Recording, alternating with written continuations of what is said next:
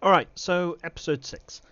Basically, I'm starting here because I want to show you exactly where in Samire's Hope things are. So we've just come out of the Divine Gate. We've come down to the right of the Divine Gate instead of going left. So basically, we're currently just sat on this little ridge here, and we are going to go down now into Samire's Hope. Samire's Hope. Doesn't matter which, I could care less. From here you can also do the horses quest, and no, you cannot do it twice. That used to be a bug, that was fixed.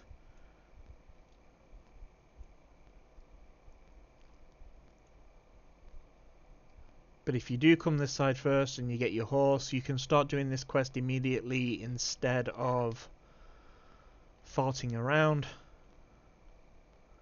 So basically all you're doing is you've come in Samire's Hope, right down the bottom section, well, right through the middle of the camp, and just in front of the east gate we have Eshramot Kwarna. So you take his quest, which should give you rebel rousers. From here you should have an idea of what you're doing, because a lot of people have covered this quest in much better detail. However, I will give a rundown as I'm going through it, because then it gives you an idea of where we are in quests. If you want to know why I've gained a little bit of XP since the last episode, is because I handed in the commission that you can do directly from your journal.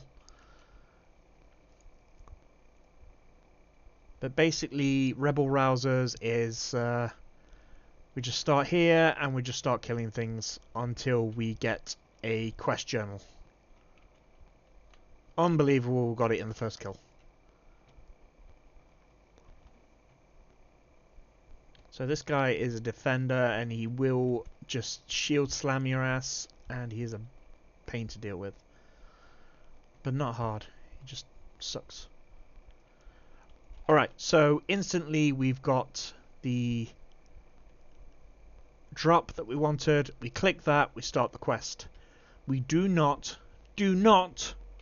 go back to Eshramot. We do not do that. Instead, we activate the leaflet that we got, or the pamphlet, or whatever you want to call it, and we go to the next quest location, which is the Zephyr camp over here.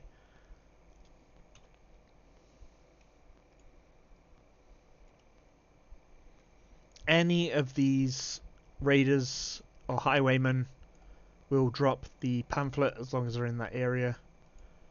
You can also do your commissions over here as well, no big deal. Careful of the wolves though, because things from here start to gain a little bit higher level, and you might not be level 5 by now, you could still be level 3. Believe me, I've tried to do this at level 3, it is not impossible, but it is a pain. Because the ravens are faster than you, the wolves are faster than you, and they will crit for like 200 on a good day.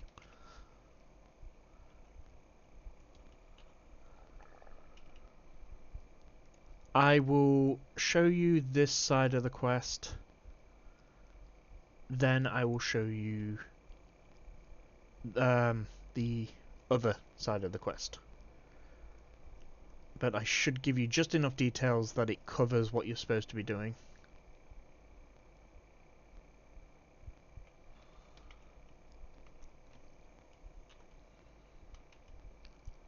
Okay, so this part of the quest just says to go to the Zephyr's camp. That is nice and easy because it is literally on a direct road.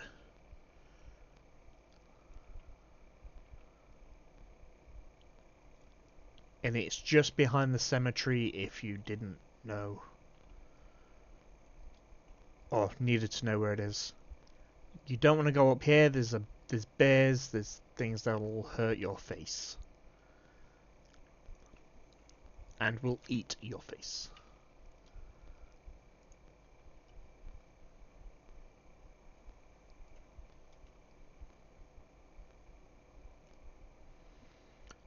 So all you got to do is just drop down and talk to this lovely gentleman here. Nice and easy. I don't know if these guys aggro you. They've never aggroed me. That doesn't mean they don't though. It just means they might have a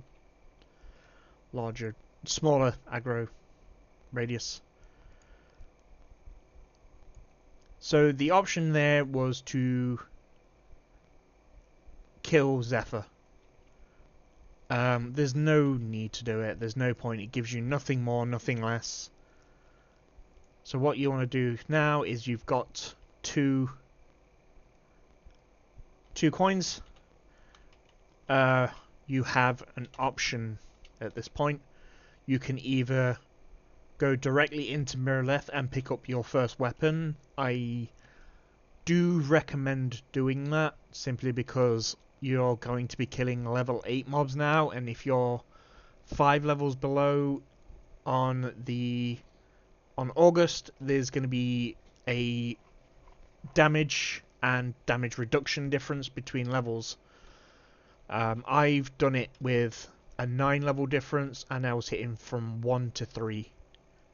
On a mob of my level, I was hitting 15 to 30, so it's a huge difference. So yeah, I recommend going and getting your surplus weapon, which is your Sanctus weapon. I recommend it being ranged because the mobs you're about to kill hurt at non-range.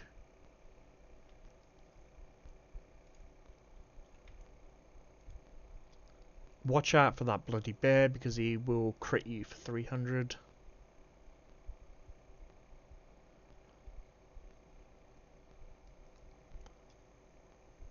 And from there you're just looping around. So on launch, you don't want to go to the right here and through Oakbane because the door will be locked on launch.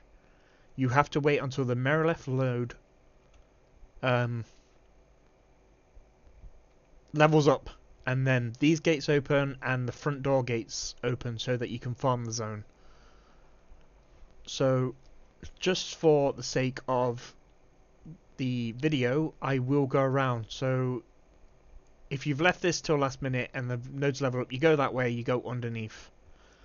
However, you want to go up and around. I recommend hitting the Ember Shrine because anywhere after that is pretty dangerous,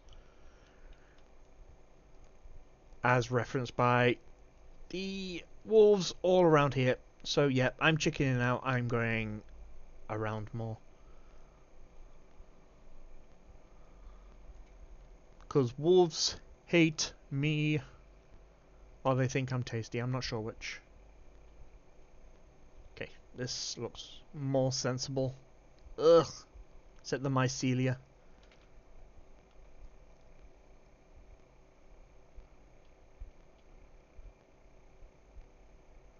So, ooh, chest. I don't know if that's a hoarder or not. If it is a hoarder, run away. If it isn't, grab it because it's like 2000 XP. Wow, something hit me.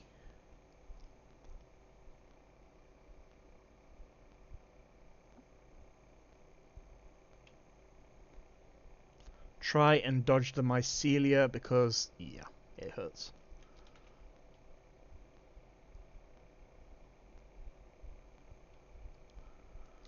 So now we're above Oakbane and below Titan's Ring. These guys are sucky because you actually do have a wolf chasing you as well.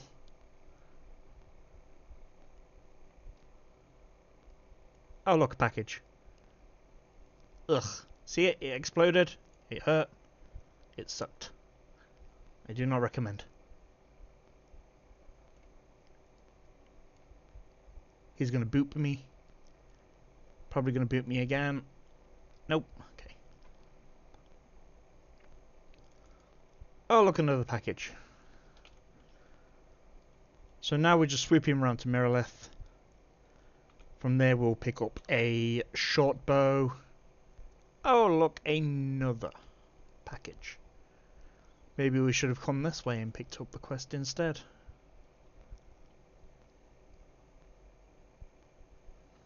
However, that was highly dangerous and you definitely don't want to come this way at level 1.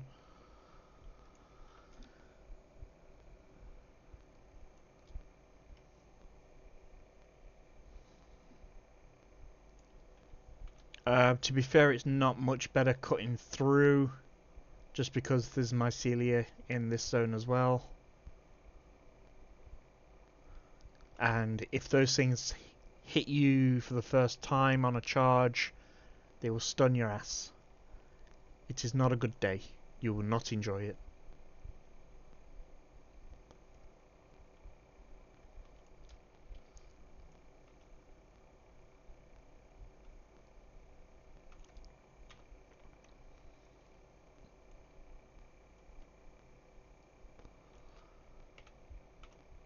Basically, it doesn't matter what what weapon you pick up here as long as it's your damage type. Unfortunately, I think the bows are 3 coins, and the two-handed sword is also 3 coins, the book 3 coins. Anything that's one-handed or can be shared a slot with the focus and the weapon, you'll want to pick that up, basically. I don't know if it's better to pick up the focus or if it's better to pick up the one-handed sword. To be honest, if you don't pick up anything at all, that would be quite surprising, but not insane. Right, so if you come all the way down to the equipment vendor, the surplus vendor's right behind it, or you can pick up more gear for more defense if you're really that into it. So we've got magical focus, don't need. There, one-handed sword. So a huge upgrade for us. So the short bow is 3. So we definitely want to grab the short sword for a damage upgrade that's almost insane for our level. So it was at 11 before, we're now at 40. So we've like 3 times that damage. Now we want to go south and out of town. Sorry if it's a bit choppy, the nodes are very unoptimized.